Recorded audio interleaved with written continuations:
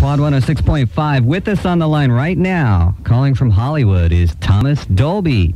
Hello, Alex. How are you? Real good, Thomas. How you doing? Good. Yeah, good to have you back on the music scene with your new album, Astronauts and Heretics. It's funny, anyone would think I've been driving taxi cabs for the last 4 years. Is that true? No, it's not. Oh, okay.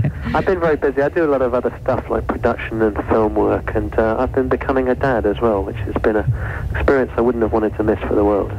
I can understand that. Yeah, you've done production with a lot of people, Prefab Sprout. I've done 3 albums for them, yeah. How do you like working with them? Oh, it's great, but in some ways it's more of a responsibility than doing my own albums, because if I'm working on my own, then if I make myself look like a complete idiot, I'm the only one that gets hurt, you know.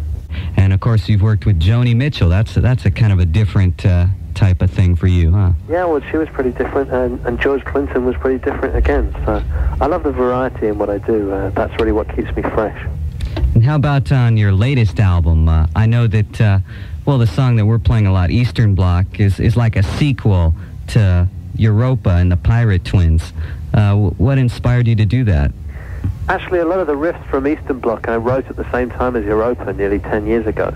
And I just wanted to bring the story up to date, because although on the surface it's a song about a girl, actually it's kind of a metaphor for Europe as a continent. And Europe had been in the news a lot when I wrote Eastern Bloc because of the Berlin Wall coming down and all of the unification and deunification and so on. Right, and you mentioned CNN. It kind of implies that that CNN painted a different picture than what was really going on. Well, I think any news service or journalist tends to view it in his own light, and it's just, there's been many lessons in history where, you know, history is in the eye of the beholder. That's true. Like right now. Yeah, I'm sure if you got the Baghdad Evening News, you would get a very different picture of what was going on there. Exactly. So tell us about how you put this album together. I know you've used some innovative software. Yeah, well, I used a technology which wouldn't have been possible a few years ago. I've been into sampling for a while, but sampling used to involve taking single notes from instruments and building new sounds and melodies with them.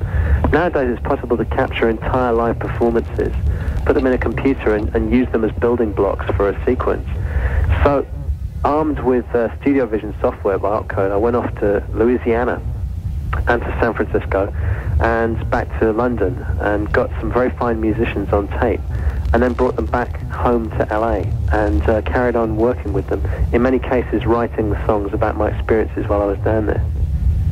So would you say pretty much of the album is based on samples? I think it's entirely based on samples, but it doesn't have to sound sampled or played by a machine, because I'm able to retain the live element of different instruments. For example, on the Cajun stuff, I Love You Goodbye and Silk Pajamas, a couple of songs from the album, I have 2 violins going, an accordion, percussion and banjo, and I just let those guys jam. And later on I cut them up into sections of maybe 4 bars, 8 bars, 12 bars at a time, and carried on working with them in that format.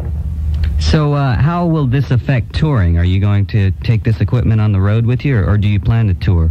Oh no, the thing is, the essence of all of this is the liveness of it. That's what's so great about it, is that it takes away the coldness of the machine. So it'd be wrong for me to go out on tour and just have machines backing me up.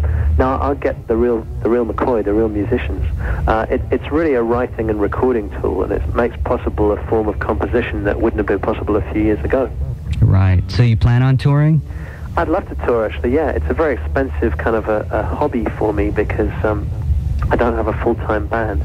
I may possibly just do another album now and then tour at the end of the year. Okay. Well, Thomas, I thank you for calling in today, and I wish you the best of luck in the future. Okay, it was good talking to you.